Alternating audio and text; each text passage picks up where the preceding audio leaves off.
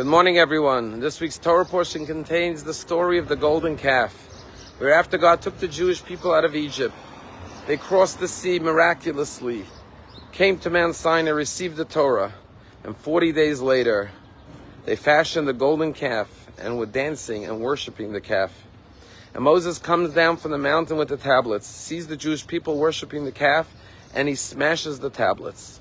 And then God says to Moshe, I am done with the Jewish people. I am going to wipe them out.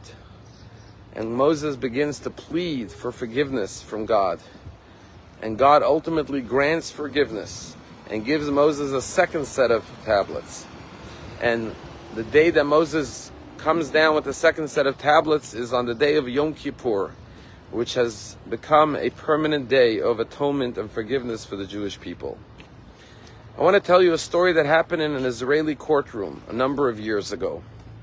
There was a labor dispute between an elderly man by the name of Sadia and a young man in his 20s by the name of David. They came in front of the three judges, and David was the plaintiff, and he said to the judges, I've worked for 8 years in the Machne Yehuda Shuk, in the stall of Sadia, and we got into an argument a few weeks ago, and he fired me. And I'm here to claim my severance pay. And he presented to the judges a stub of his last paycheck. And under Israeli law, you're entitled to 1 month's pay for each year that you worked. And he said, since I worked 8 years, I'm entitled to 8 months of payment. And the judges turned to Sadia and say, well, what's your story? And Sadia says, I don't dispute anything he said. Everything he said is true. But I'm not going to give him 1 grush, 1 cent, 1 shekel. The judges say, why not? It's the law. And Sadia says, I'll tell you why. He says, I'm known throughout the shuk. I own a number of different stalls. I even supply fruits and vegetables to some of the other merchants. But what I'm really known for is that I help kids who are at risk. I help them. And this boy, David, was 14 years old when he ran away from his home. And I didn't want him to fall into drugs and crime.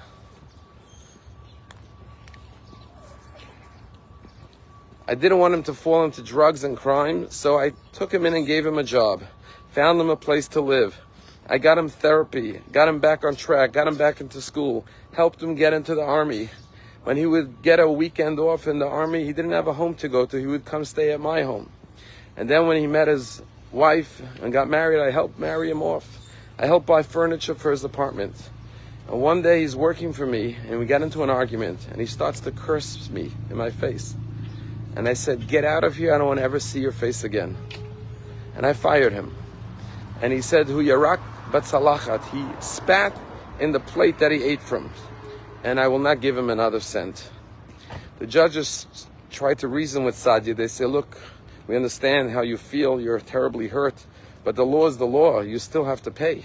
And Sadia says, I don't care if I'm a lawbreaker. You could throw me in jail, I will not give him a cent. And the case was at a standstill. The judges didn't know how to resolve it. At that point, one of the judges looks at Sadia, who was an elderly Jewish man with a kippah, and he said, tell me, do you study the Torah? And for the first time during the hearing, Sadia smiles and says, Betach, of course. He says, do you know the story of the golden calf? He says, sure. And the judge says to him, you know, God took the Jews out of Egypt, performed 10 plagues for them, split the sea for them, saved them, freed them, brought them to Mount Sinai, gave him his Torah. And 40 days later, they worship a golden calf. And God says to Moshe, they spat in the plate that they ate from. I'm done with them. I will no longer be their God. They will no longer be my nation. And Moshe Rabbeinu pleads with God and says, God, they're your nation that you saved. They're your people. Take them back. Give them a second chance. And sure enough, God says, okay, I will take them back. And the judge says to Sadia, precisely because he's your child, because you saved him, because you raised him, that's why you should take him back and give him a second chance. And at this point, Sadia looks at David. David looks at Sadia for the first time during the entire hearing. And tears start to well up in both of their eyes. At that point, David says to Sadia, Sadia, I couldn't sleep all night last night, thinking, how am I going to face you today in court and challenge you after everything you've done for me? Please, give me a second chance. Take me back. And Sadia says, okay, I will take you back. And the two embrace on each other's shoulders and cry. And then they turn and they go hand in hand, shoulder to shoulder, with their hands over each other's shoulders, walking out of the courtroom together. This is the way the story of the golden calf was able to resolve a legal dispute in Israel in modern times.